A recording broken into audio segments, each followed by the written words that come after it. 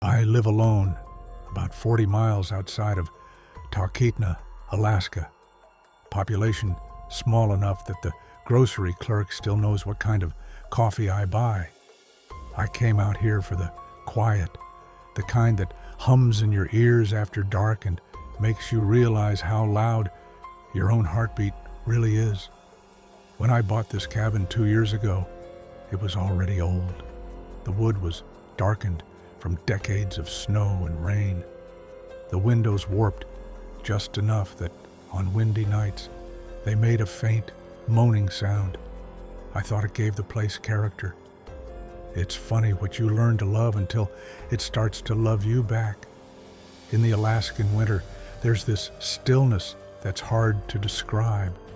No cars, no wind sometimes, just a kind of weight pressing down on everything. If you sit quietly, you can actually hear the frost crackle on the trees.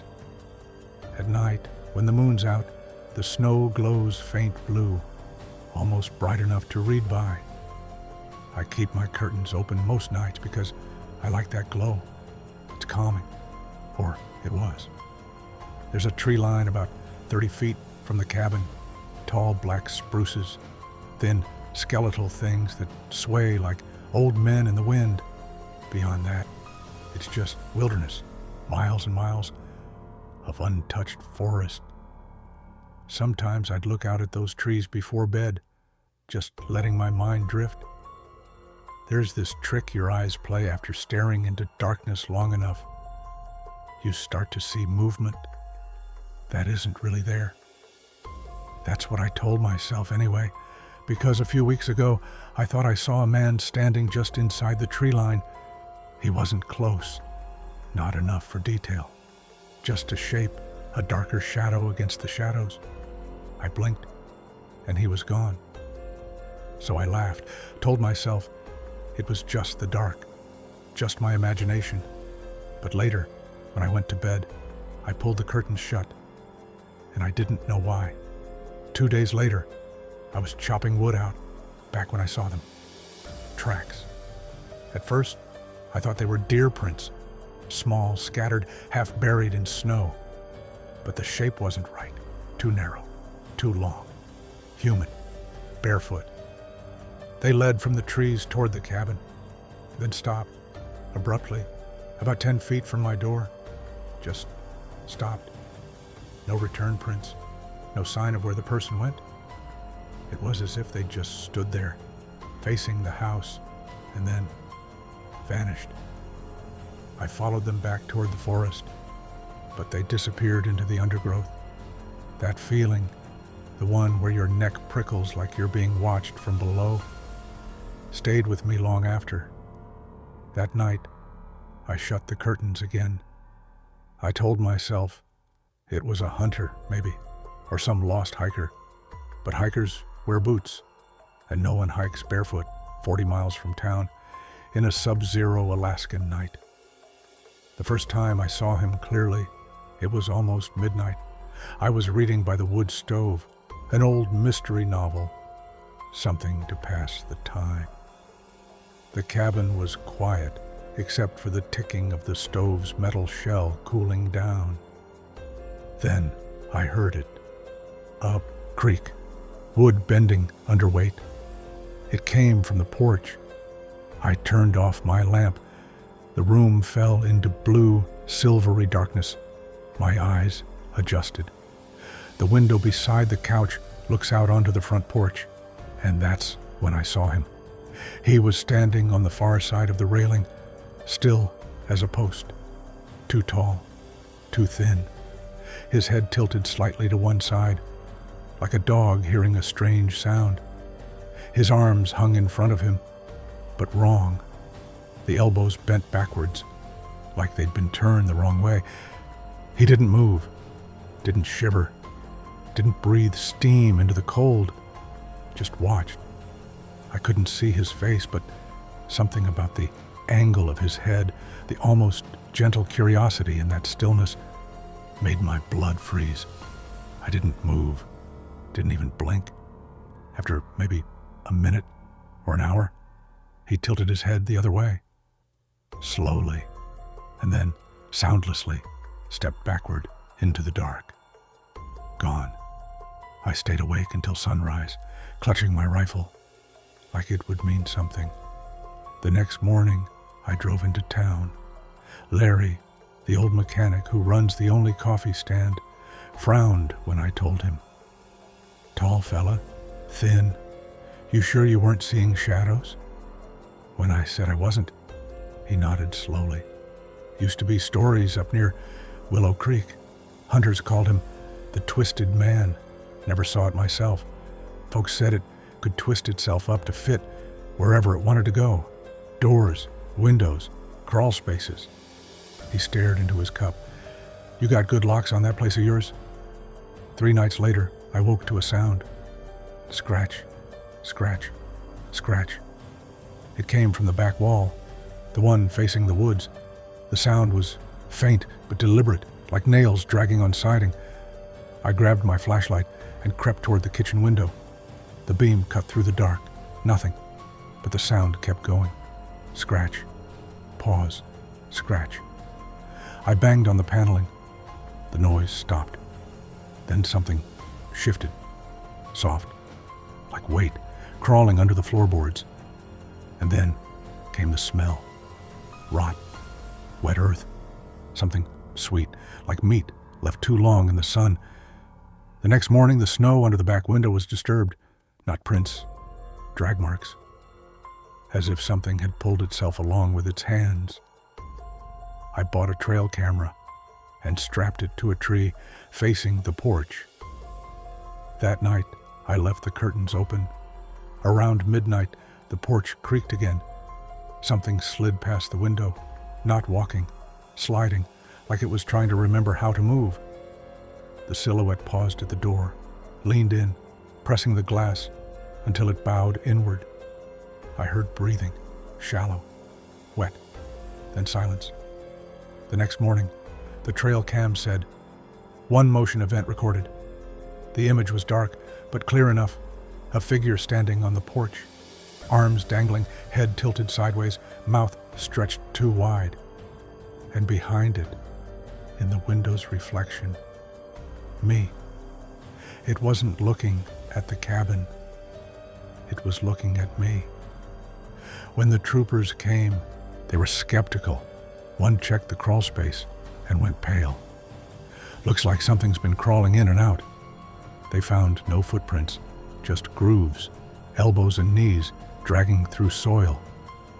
That night, I nailed the hatch shut. For a while, things were quiet. Then the storm came. The power went out.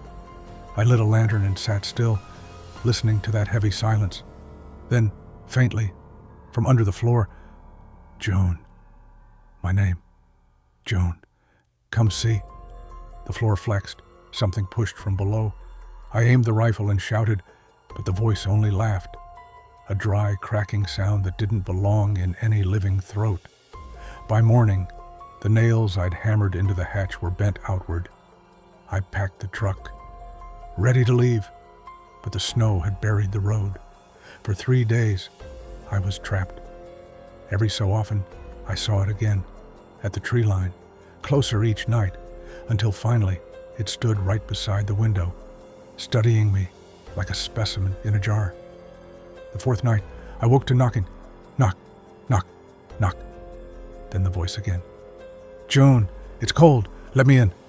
I yelled, go away. Silence. Then a whisper beside my ear. Already in.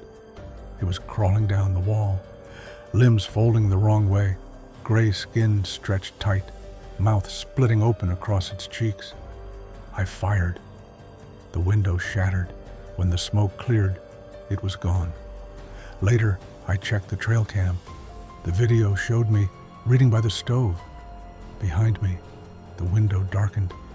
A face pressed against the glass, upside down.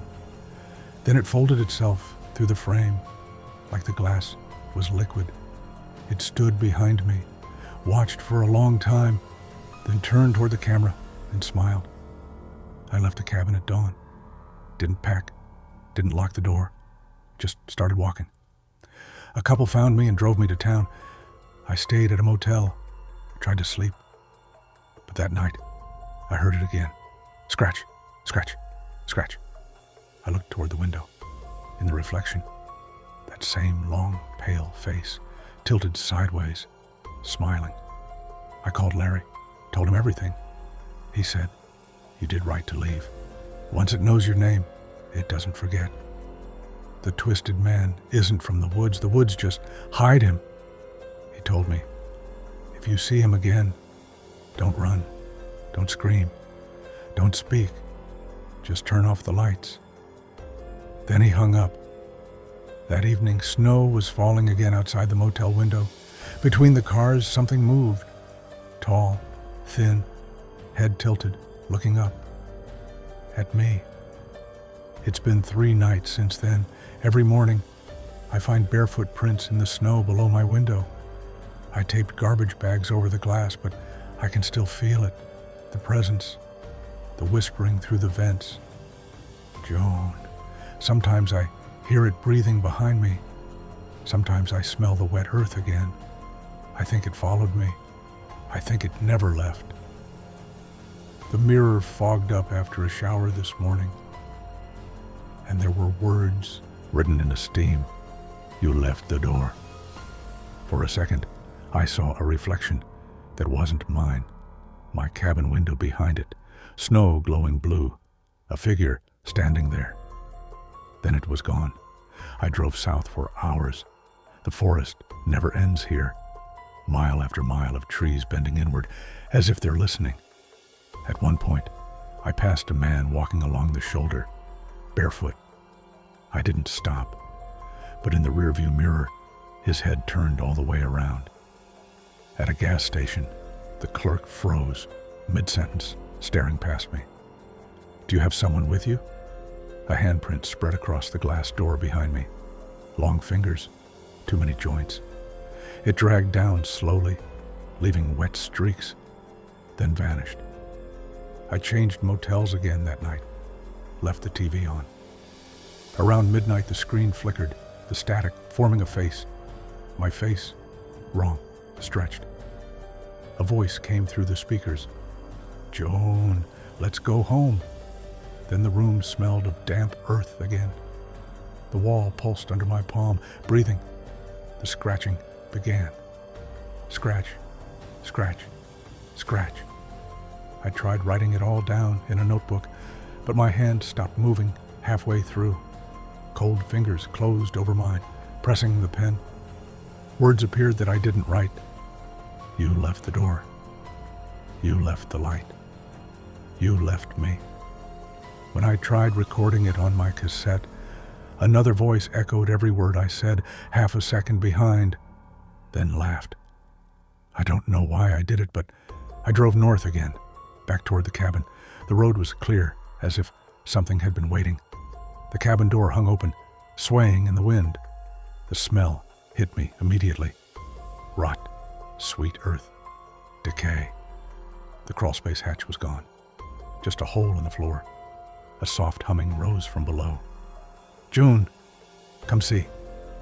I don't remember climbing down. One moment I was staring into darkness.